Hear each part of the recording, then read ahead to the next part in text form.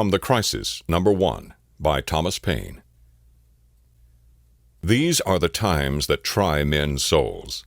The summer soldier and the sunshine patriot will, in this crisis, shrink from the service of his country. But he that stands it now deserves the love and thanks of man and woman. Tyranny, like hell, is not easily conquered. Yet we have this consolation with us, that the harder the conflict, the more glorious the triumph. What we obtain too cheap, we esteem too lightly. 'Tis dearness only that gives everything its value. Heaven knows how to put a proper price upon its goods. And it would be strange indeed if so celestial an article as freedom should not be highly rated. Britain, with an army to enforce her tyranny, has declared that she has a right not only to tax, but to bind us in all cases whatsoever. And if being bound in that manner is not slavery, then is there not such a thing as slavery upon earth. Even the expression is impious, for so unlimited a power can belong only to God. Whether the independence of the continent was declared too soon or delayed too long, I will not now enter into as an argument. My own simple opinion is that had it been 8 months earlier, it would have been much better. We did not make a proper use of last winter, neither could we, while we were in a dependent state. However, the fault, if it were one, was all our own. We have none to blame but ourselves. But no great deal is lost yet. All that Howe has been doing for this month past is rather a ravage than a conquest, which the spirit of the Jerseys a year ago would have quickly repulsed, and which time and a little resolution will soon recover. I have as little superstition in me as any man living, but my secret opinion has ever been, and still is, that God Almighty will not give up a people to military destruction, or leave them unsupportedly to perish, who have so earnestly and so repeatedly sought to avoid the calamities of war, by every decent method which wisdom could invent. Neither have I so much of the infidel in me as to suppose that he has relinquished the government of the world and given us up to the care of devils. And as I do not, I cannot see on what grounds the King of Britain can look up to heaven for help against us. A common murderer, a highwayman, or a housebreaker has as good a pretense as he. I once felt all that kind of anger which a man ought to feel against the mean principles that are held by the Tories. A noted one, who kept a tavern at Amboy, was standing at his door, with as pretty a child in his hand, about 8 or 9 years old, as I ever saw, and after speaking his mind as freely as he thought was prudent, finished with this unfatherly expression: "Well, give me peace and my day." Not a man lives on the continent but fully believes that a separation must some time or other finally take place, and a generous parent should have said, "If there must be trouble, let it be in my day, that my child may have peace." And this single reflection, well applied, is sufficient to awaken every man to duty. Not a place upon earth might be so happy as America. Her situation is remote from all the wrangling world, and she has nothing to do but to trade with them.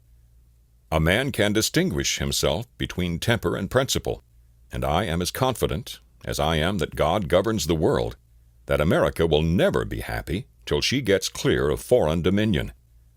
Wars, without ceasing, will break out till that period arrives, and the continent must in the end be conqueror, for though the flame of liberty may sometimes cease to shine, the coal can never expire. I turn with the warm ardor of a friend to those who have nobly stood, and are yet determined to stand the matter out. I call not upon a few, but upon all. Not on this state or that state, but on every state. Up and help us.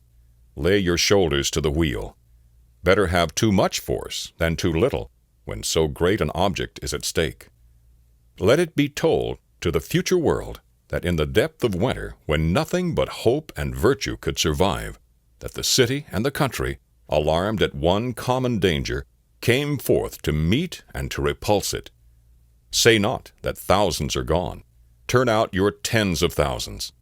Throw not the burden of the day upon Providence, but show your faith by your works, that God may bless you. It matters not where you live, or what rank of life you hold. The evil or the blessing will reach you all. The far and the near, the home counties and the back, the rich and the poor will suffer or rejoice alike. The heart that feels not now is dead. The blood of his children will curse his cowardice, who shrinks back at a time when a little might have saved the whole and made them happy. I love the man that can smile at trouble, that can gather strength from distress, and grow brave by reflection. 'Tis the business of little minds to shrink, but he whose heart is firm, and whose conscience approves his conduct, will pursue his principles unto death. My own line of reasoning is to myself as straight and clear as a ray of light. Not all the treasures of the world, so far as I believe, could have induced me to support an offensive war, for I think it murder. But if a thief breaks into my house, burns and destroys my property, and kills or threatens to kill me, or those that are in it, and to bind me in all cases whatsoever to his absolute will, am I to suffer it? What signifies it to me? I thank God that I fear not. I see no real cause for fear. I know our situation well, and can see the way out of it. While our army was collected, Howe dared not risk a battle, and it is no credit to him that he decamped from the White Plains, and waited a mean opportunity to ravage the defenseless Jerseys. But it is great credit to us, that, with a handful of men, we sustained an orderly retreat for near 100 miles, brought off our ammunition, all our field pieces, the greatest part of our stores, and had 4 rivers to pass. None can say that our retreat was precipitate, for we were near 3 weeks in performing it. That the country might have time to come in. Twice we marched back to meet the enemy, and remained out till dark. The sign of fear was not seen in our camp, and had not some of the cowardly and disaffected inhabitants spread false alarms through the country, the Jerseys had never been ravaged. Once more, we are again collected and collecting. Our new army at both ends of the continent is recruiting fast, and we shall be able to open the next campaign with 60,000 men, well armed and clothed. This is our situation, and who will may know it. By perseverance and fortitude we have the prospect of a glorious issue. By cowardice and submission, the sad choice of a variety of evils, a ravaged country, a depopulated city, habitations without safety, and slavery without hope, our homes turned into barracks and bawdy houses for Hessians, and a future race to provide for, whose fathers we shall doubt of. Look on this picture, and weep over it, and if there yet remains one thoughtless wretch who believes it not, let him suffer it unlamented.